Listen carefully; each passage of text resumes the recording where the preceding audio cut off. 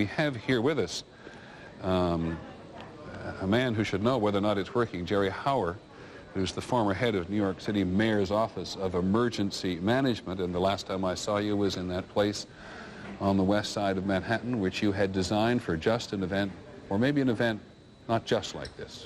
Yeah, this certainly is an incredible event, Peter.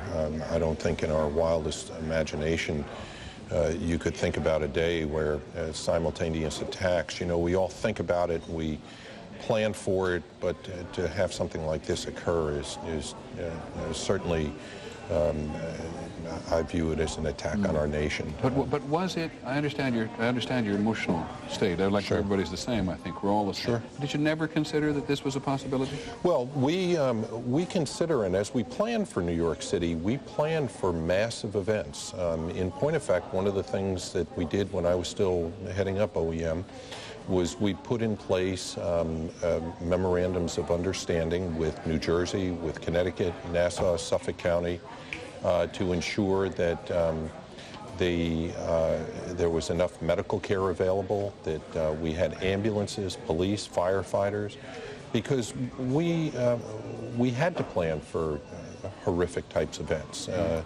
And as I told you when you were down, we planned for various types of incidents, chemical and biological types of attacks, for explosive types of attacks. You know, this is clearly just a devastating type of an incident here in the city. The Office of Emergency Management office, that bunker, it's a pretty elegant bunker, and nor is it underground. It was second and third floors, Right. I think. That's out of operation at the moment. Yeah, my understanding That's is... something you never planned for. Yeah, well, in fact, we did. The alternate was to go to police headquarters or to another location in the event that the command center was inactivated for some reason or rendered useless. Do you know what has happened to it today? Do you know precisely what's happened? I talked to some folks down there, and my understanding is that a lot of the debris has fallen and has blocked the access to the building. I've heard some reports that they're concerned about the structural stability of the building, but I have not been able to confirm that. But as part of our plan, there were backups.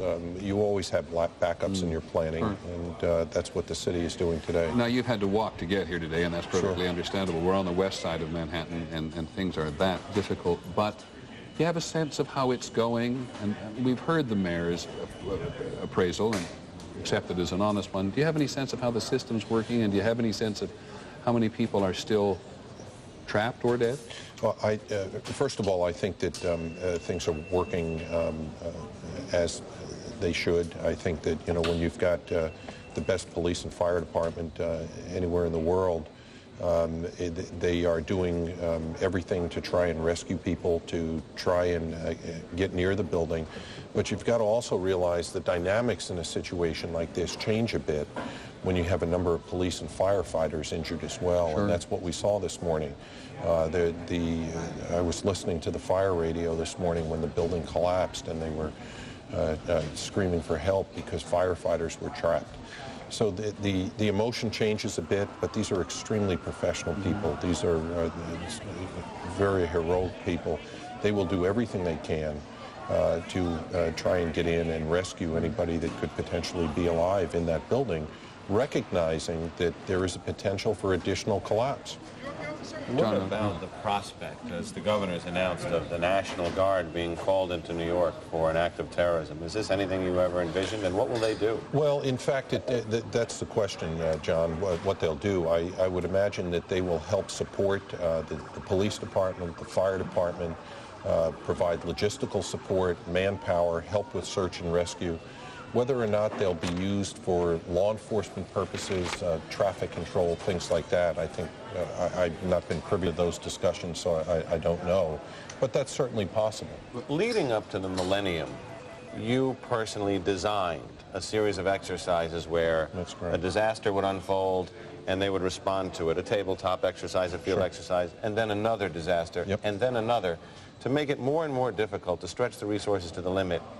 Was that worst case scenario design that you put together to see if the city could handle such a momentous disaster anything close to this, or have a component like this? Yeah, you know, as we were planning for the millennium, we were planning for millions of people in Times Square and for the potential of something happening there.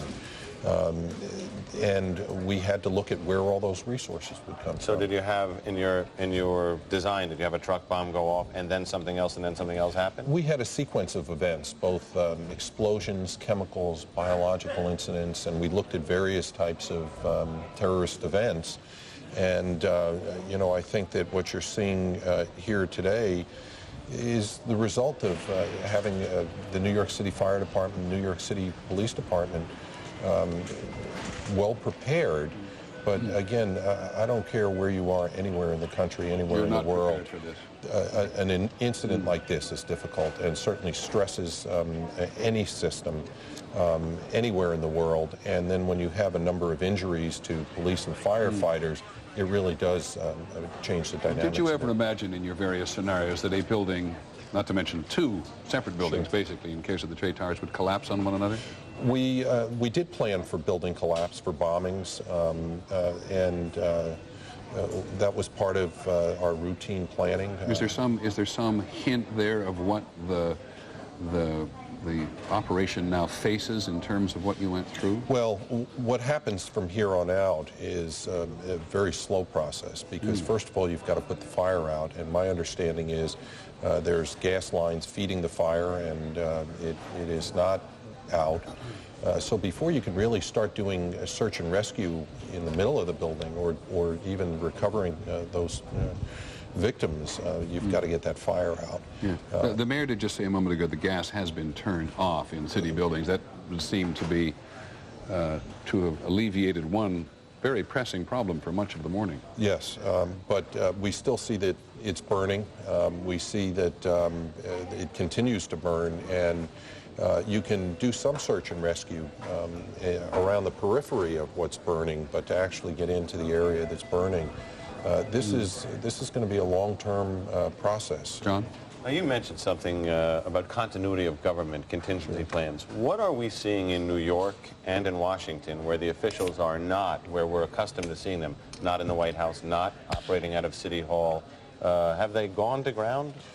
You have to in a situation like this, when you view that the country has been attacked.